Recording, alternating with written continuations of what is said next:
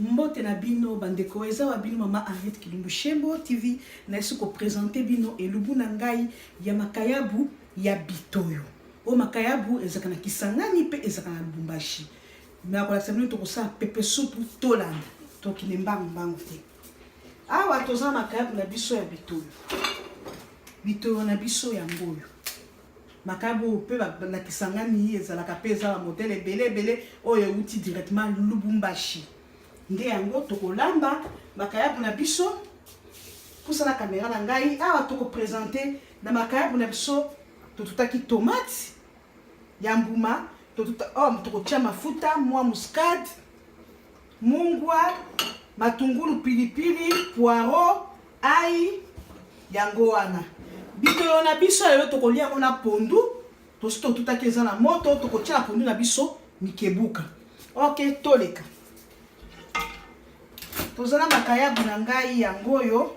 bandeko na bongisa makayabu na ngai na sokolaki déjà maboko na ngai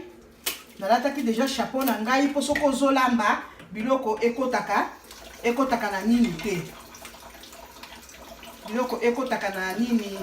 suki ekotaka na biloko te po soki suki ekoti na biloko esisaka petit o ciseau na biso tozokatela mbisi mosusu ezaka makasi neto eza mbisi moko ya makasi baninga na ngai okokata boye te omwe na ciseau to mbeli moko po ya bambeli na biso ya Afrique oyo ezalaka mpenza na mine wana yango makayabu na biso tozobongisa entretenga lingana osokola kaka na pompe wana salite eso ezolongwa tozobongisa bitoyo na biso tolambela yango pepe soupe oyo makayabu na biso nasali kaka moko metala mutu monene omwe nde tozolongola baekale po ezaka makasi na bambeli nalati mpe baga mpona okozoka okolekisa yango boye eza na baekale ya makasi omona ozoki o matambo pe ambisi balongolaka ngo omwe nde tozolonga nde tozokata na ciseau esalisaka tolongoli salite nango ya kati oyo toza kolongola tosokoli bitoyo na biso bien mutu ongani na kolia mpo ngani ngalanga mutu a tozi ciseau na biso tokati bozomona mpona mbele eza pasi ciseau esalisa biso bandeko na ngai ciseau mpenza ezosalisa oloko epresente bato biloko na baekai wana bamikuwa wana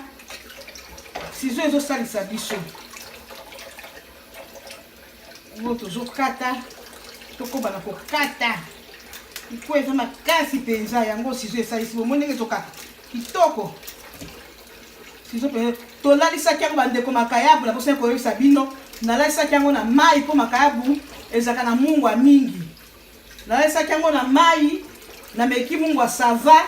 nde bomoni sikoyo na lambi okolamba makayabu akokauka te kaka boyemba moko otya basose otya nini te natiaki makayabu na ngai na mai na change mai namoni mungwa esinde sikoyo naye kolamba na banzi bitoyo na biso esili. OK, yango oyo bitoyo na biso azokende kotiango na nzungu toponi nzungu ya munene ya pusa kotoka ngana toponi nzungu ya munene mpona ezwa espace ekangama te totie makayabu pusa na kotopa bato bamona totie makayabu na biso yango wana na place ozomona bandeko na place makayabu na ngai na nzungu na kosala de fait ke ebukana te lakisa bien na kati makayabu na biso yango wana pondu na biso tokoliela yango oyo ezotoka na tutaki mpo ezaki na nini ya kosala émission te na eloko ni accompagner yango pondu na biso yango ezaki ya bilanga na totie mwa mikebuka mbisi totie mikebuka na biso mbisi yango wana totie biloko nyonso bakwako bon tokotia tomate totutaki lakisaka na kati nde tozotia tomate tokotia matungulu na biso mwa matungulu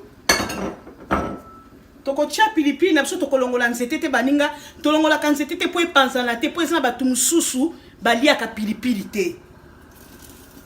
lakisaka bien na kati tokotia mwa muscade muke eza makayabu eleka te tokotia poiron na biso na banzete ya céleri totie na mwa ayoyo tokotia ya mibimba pona toka kofina yango ntango ekobela totia yango wana tokotia mafuta na biso tokotia mafuta mingi te ekoki na bitoyo na biso mungwa tokoya kotia ntango yokoka mobimba nango yango oyo ya makayabu na biso ya bitoyo tosali lelo nalongoli baga na banzi bomoni ndenge tobandaki totie bitoyo na biso tosokoli yango natie